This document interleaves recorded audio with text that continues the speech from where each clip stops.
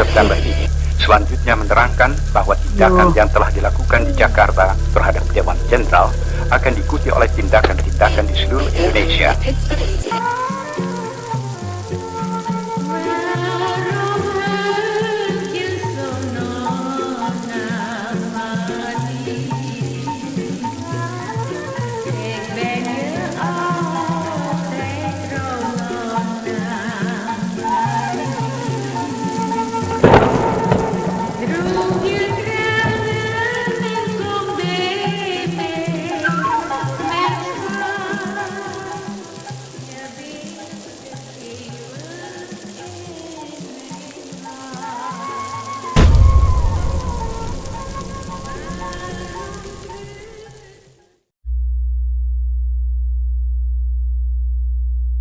Assalamualaikum warahmatullahi wabarakatuh. Balik lagi bareng gue Irsal di Kris. Kali ini kita lagi ada di segmen Radio Mistis. Dan di segmen ini gue bakal bawain cerita yang kita ambil dari tweet Twitter dan cerita kiriman dari Sobat Mystic Hunter. Di episode kali ini gue bakal bawain cerita yang ditulis oleh akun Twitter @agilrsaputra. Buat Sobat Mystic Hunter yang mungkin lebih suka membaca, bisa langsung kunjungi akun Twitter di @agilrsaputra. Dan buat lo yang hobi mendengar, jangan di skip, lo bisa ikutin ceritanya sampai habis. Tapi sebelumnya, gue mau ngucapin terima kasih dulu nih ke @agilrsaputra yang udah izinin kita buat bagiin ceritanya ke Sobat Mystic Hunter. Bersembunyilah di balik selimut kalian dan pasang earphone kalian, karena cerita yang bakal gue bawain kali ini bakal bikin bulu kuduk lo merinding. Ya udah, nggak pakai basa-basi lagi, langsung aja kita fokusin ke ceritanya. Sukowati adalah pemudi 23 tahun, anak tunggal. Ayahnya baru saja meninggal 1 bulan yang lalu, sedangkan ibunya sudah lebih dulu meninggal ketika Wati berumur 8 tahun. Tinggallah Wati sekarang bersama neneknya.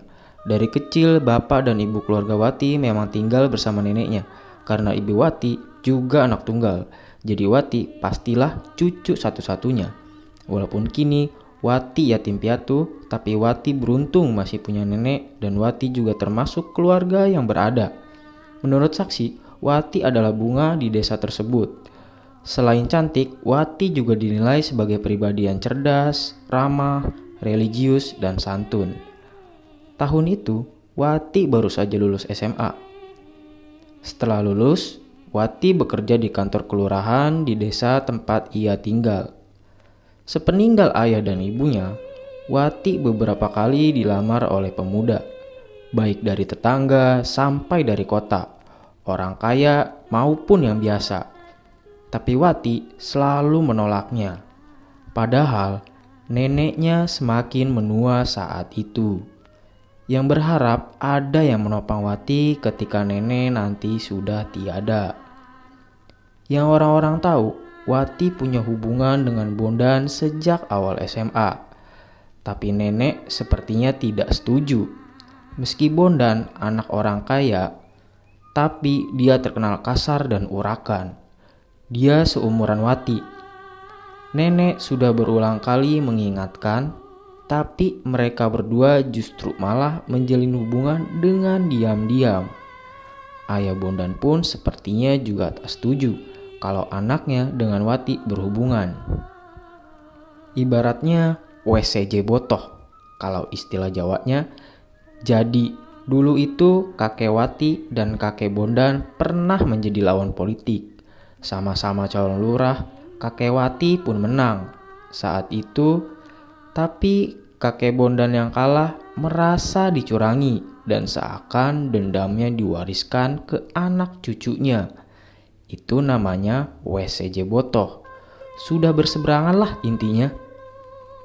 Seperti kebiasaan orang Jawa kuno, jika sudah berucap pantang untuk diingkari. Begitulah kira-kira. Hubungan asmara antara Bondan dan Wati pun semakin menjadi-jadi. Seiring menuanya Wati, dia ditemukan gantung diri di kamarnya. Jasad Wati baru ditemukan setelah 7 hari. Karena tetangga yang sedang menjenguk neneknya, sang tetangga yang mulai bertanya-tanya kenapa nenek tidak pernah terlihat berjemur di teras seperti biasanya. Dan Wati yang tak pernah terlihat nenek Wati sudah mulai kekurangan karena harus bekerja sendiri menghidupi neneknya yang mulai sakit-sakitan. Pada akhir tahun 1974, Bondan justru menikah dengan orang lain. Wati sebenarnya tahu soal perjodohan Bondan dengan wanita itu. Tapi Bondan sudah berjanji tidak akan menikah dengan wanita selain Wati. Bukan masalah itu. Tapi konon katanya Wati tengah hamil waktu itu. Warga tak pernah melihat Wati lagi sejak pernikahan Bondan. Wati juga tak lagi bekerja dan beberapa bulan kemudian di pertengahan tahun 1975 tetangga pun berbondong-bondong menengok nenek Wati. Rumah pun diketuk tapi tidak ada jawaban. Tapi karena dari depan rumah tercium bau busuk, mereka pun enggan. Mungkin karena takut dan kembali mengajak beberapa warga untuk masuk ke dalam rumah. Sambil menggerakkan jemarinya, Nenek Wati berbicara, namun tak jelas. Nenek Wati pun berbicara seperti ini. Sambil menggerakkan tangannya. Bu Santi pun berbicara kepada Nenek Wati. Primpun bah, kok mboten nate ketinggal? Artinya, gimana nek, kok nggak pernah kelihatan? Nenek Wati pun masih menjawab, namun dengan nada yang tidak jelas.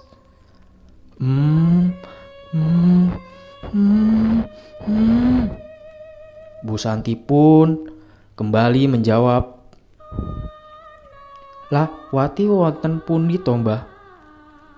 Artinya, lah Wati di mana to nek? Nenek Wati pun menjawab dengan menangis sambil menunjuk ke arah sebelah, yaitu kamar Wati. Bu Santi dengan segera keluar. Ternyata warga sedang mencoba membuka kamar Wati yang terkunci. Bau busuk yang menyengat pun tercium.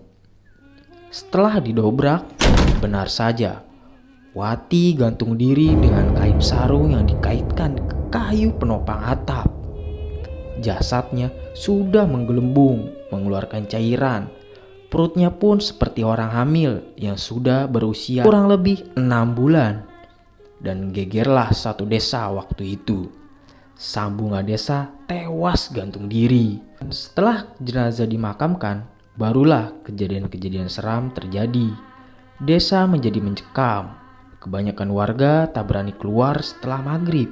3 hari setelah kematian Wati, banyak warga yang bersaksi melihat pocong yang mereka yakini itu adalah Sukowati. Salah satunya Dedi, pemuda berusia belasan tahun waktu itu. Pada waktu itu, 3 hari setelah kematian Mbak Wati, sekitar pertengahan tahun 1975, listrik belum merata di desa Mas Dedi. Kebetulan rumah Mas Dedi listriknya gabung di rumah Pak Karwo. Jadi 1 meteran listrik dibagi 3 rumah. Rumah Mas Dedi, Pak Karwo dan sebelahnya. Karena wattnya masih minim, mereka cuma gabung sampai jam 9 malam. Setelah itu pakai lampu minyak. Waktu itu sekitar jam 12 malam, Mas Dedi terbangun karena ingin buang air besar. Sebenarnya Mas Dedi tidak berani keluar, tapi sudah ditahan sekuat tenaga, hasrat itu pun tetap tak bisa lagi dibendung. Padahal dulu tidak semua rumah punya jamban. Dia harus berjalan kira-kira 50 meter menuju MCK di pinggir desa. Karena sudah di ujung tanduk, akhirnya mau tak mau Mas Dedi harus keluar menuju jamban. Sambil membawa senter dan setengah berlari, ia pun berjalan menuju jamban. Sampai di sana, ternyata ada Pak Sulam, tetangga dari Mas Dedi. Rasa takut Mas Dedi pun sedikit berkurang. Mereka jongkok saling membelakangi. Jadi seperti ini ilustrasinya. Jambannya ada 3 deret. Mas Dedi di pojok tengah kosong dan Pak Sulam di pojok juga. Penutupnya juga cuma sampai pinggul kalau kita jongkok. Dan itu tak beratap. Layaknya khas jamban zaman umum di desa. Pada waktu itu, Pak Sulam tidak berbicara apa-apa. Cuma terdengar suara isapan rokok. Kemenyannya pun sangat menyengat. Mas Dedi mencoba mengobrol dengan Pak Sulam. Kira-kira seperti ini obrolannya. "Wah, jenengan kok wanan teman, Kang." Artinya, "Wah, Anda kok berani sekali, Pak?" ujar Mas Dedi. Pak Sulam pun menjawab, "Wedi opo?" Artinya, "Takut apa?" Pak Dedi pun kembali menjawab, "Mbak Wati kue lo, Kang." Artinya, "Mbak Wati tuh lo, Pak." Pak Sulam pun terdiam dan tak menjawab sedikit pun. Namun, ketika Mas Dedi melihat, ternyata tidak ada siapa-siapa. Mas Dedi merasa ketakutan sekali. Sampai ia lupa waktu itu apakah saya sempat cebok apa belum. Mas Dedi langsung berlari menuju rumah dan berkata, "Tulung!" Mas Dedi pun berteriak sangat kencang. Sesampainya di depan rumah, dia terpleset jatuh dan diremang-remang. Saat dia mencoba berdiri, Mas Dedi melihat sosok putih di depan rumah tetangga sebelah rumahnya. Awalnya, Mas Dedi mengira itu adalah karung beras, tapi sosok tersebut bergerak-gerak dan menghantami pintu. Dengan ketakutan Mas Dedi meraih senter yang ada di sampingnya, ketika disoroti, ternyata sosok itu adalah pocong. Tapi posisinya setengah sujud dan kepalanya dihentak-hentakan ke pintu. Mas Dedi pun langsung spontan berdiri masuk ke rumahnya dan langsung masuk ke kamar. Pikirannya waktu itu sangat kacau. Untuk mengurangi rasa takutnya, Mas Dedi menghidupkan 5 lampu minyak sekaligus di kamarnya agar suasana sedikit terang. Dan Mas Dedi pun tertelungkup di ranjang dengan menutup seluruh badannya dengan selimut. Lalu, suara pocong itu pun kembali berbunyi. Bruk, bruk, bruk. Suara hentakan itu masih ada, tapi kelihatannya masih di rumah tetangga. Sampai beberapa saat kemudian, suara itu semakin jelas, semakin keras.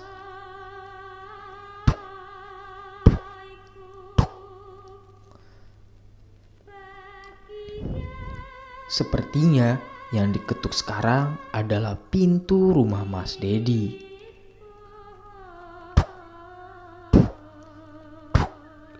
Dan terdengar pula suara seperti orang yang dibungkam mulutnya. Suara itu bertahan sekitar 10 menit dan kemudian pindah ke sebelah. Keesokan harinya pun semua warga geger. Mereka bersaksi pintu rumahnya diketuk oleh sosok pocong yang diduga Sukowati. Sepeninggal Wati, nenek diurus keperluannya oleh warga sekitar. Karena dulunya beliau juga orang yang dermawan dan baik. Warga pun iba dan mencoba membalas kebaikannya dengan saling bekerja sama mengurus keperluan beliau. Singkat cerita, di suatu sore sekitar pukul 17.00 waktu Indonesia Barat, nenek berjalan tergopoh-gopoh menggunakan tongkatnya. Berjalan menghampiri kerumunan warga yang sedang ngobrol-ngobrol di depan musola. Lalu terlihat salah satu warga menyahuti Mbah Wati dengan berkata, "Wonten nopo Mbah?" Artinya, "Ada apa, Nek?" Lalu Nenek Wati pun menjawab, "Wati bali enggo bayi." Artinya Wati pulang membawa bayi. Warga pun kebingungan. Lalu warga pun menjawab, "Wati sinten, Mbah?" Artinya, "Wati siapa, Nek?" Lalu Mbak Wati pun kembali menjawab, "Sukowati, putuku."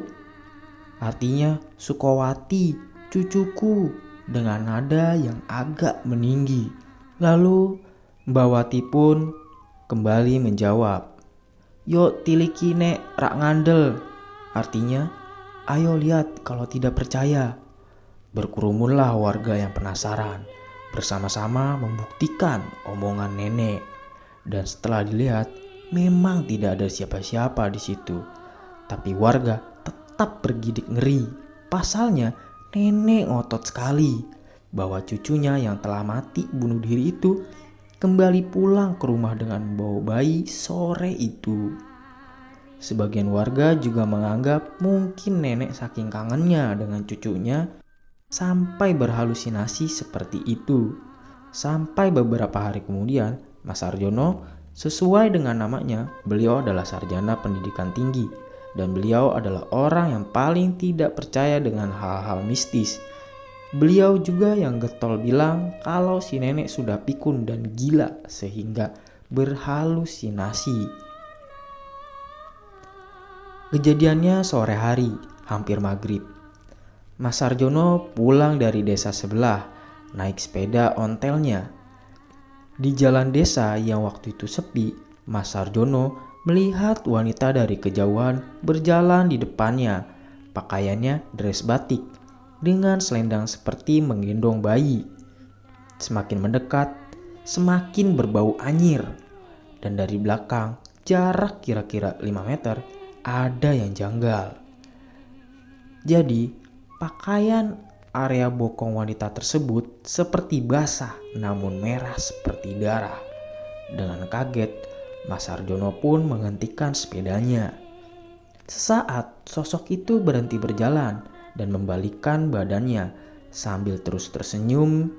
Sosok itu berbicara sekali seperti ini, "Mas," dan berjalan mundur cepat sekali. Lalu menghilang di kabut ujung desa. Mas Sarjono berlari meninggalkan sepedanya. Setelah bertemu warga, Mas Sarjono bersumpah bahwa yang dilihat itu adalah Sukowati. Dia hafal dengan tai lalat di bawah matanya. Kejadian itu sangat cepat dan merubah cara berpikir Mas Sarjono dari tidak percaya menjadi sangat percaya. Kembali ke nenek. Setiap beberapa hari sekali, warga bilang kalau nenek seringkali menghampiri warga di sore hari dan kembali bersaksi jika Sukowati pulang ke rumah dengan membawa bayi duduk di kamarnya. Nenek pun bilang bahwa Sukowati pulang saat itu. Terus berulang-ulang hingga nenek menghembuskan nafas terakhirnya. 1 tahun berakhir, banyak warga yang bersaksi melihat sosok yang diduga arwah dari Sukowati. Ada yang berbentuk pocong, ada pula yang melihat dengan bentuk wanita berpakaian dress batik sambil menggendong bayi. Tapi selain itu, ada yang terlupakan, yaitu Bondan, mantan kekasih Sukowati yang diduga menjadi penyebab Sukowati bunuh diri lantaran menikah dengan wanita lain. Usia pernikahan Bondan dengan wanita itu justru tak bertahan lama, terlebih setelah Wati bunuh diri. Sukowati pun bunuh diri hanya selang beberapa bulan saja setelah Bondan menikah. Setelah kejadian itu, ternyata terjadi hal-hal aneh terhadap Bondan. Bondan pun mendadak stres dan suka mengamuk. Alhasil, istrinya pun menceraikannya. Dengan usia pernikahan yang tidak sampai setahun, dalam masa gilanya, banyak warga yang sering melihat Bondan berbicara sendiri di makam Sukowati. Terkadang menangis, tubuhnya yang gagah menjadi kurus kering. Keluarganya sudah mencoba berbagai cara untuk mengobatinya, dari rumah sakit jiwa sampai dibawa ke orang pintar. Tapi tetap tidak ada perkembangan sedikit pun. Pernah sewaktu-waktu, di waktu malam, Bondan berlari keliling desa sambil berteriak, "Wati, Wati, aku melu." Artinya, "Wati, Wati, aku ikut." Pak Narso yang menjadi narasumber dari cerita ini pernah melihat Bondan duduk di depan makam Sukowati. Bondan menggaruk kepalanya sampai berdarah. Mungkin sampai kulit kepalanya mengelupas sambil tertawa terbahak-bahak. Entah apa penyebab Bondan menjadi gila, tapi warga meyakini itu karena kesalahannya dengan Sukowati. Bisa saja karena dia terlalu merasa bersalah karena bunuh dirinya Sukowati. Di tahun 1975, kegilaan Bondan ini semakin menjadi-jadi dan meresahkan. Karena keluarganya mungkin malu, Bondan sempat juga dipasung kurang lebih 1,5 tahun. Baru di tahun-tahun berikutnya, Bondan dibiarkan berbaur, tapi penyebab pasti kegilaan Bondan ini belum bisa dibuktikan. Walau warga meyakini itu karena karma Sukowati. Bondan tidak pernah benar-benar sembuh. Dia tetap linglung sampai akhir hayatnya. Bondan pun meninggal di antara usia 64 sampai 50-an di tahun 2004 dengan cara gantung diri. Dan konon katanya sampai detik ini sosok pocong tersebut masih suka menampakkan dirinya dan disebut-sebut juga sebagai salah satu urban legend di Indonesia. Cerita pun selesai. Tapi sebelum kita berpisah, gue mau infoin lagi nih ke Sobat Mystic Hunter. Buat lu yang punya pengalaman mistis dan mau kita bawain di segmen Radio Mistis episode selanjutnya, lu bisa kirim lewat email yang udah gue cantumin di deskripsi. Gue Irsal, menceritakan apa yang tidak kalian percayai. Sampai jumpa lagi di segmen Radio Mistis episode selanjutnya. Wassalamualaikum warahmatullahi wabarakatuh.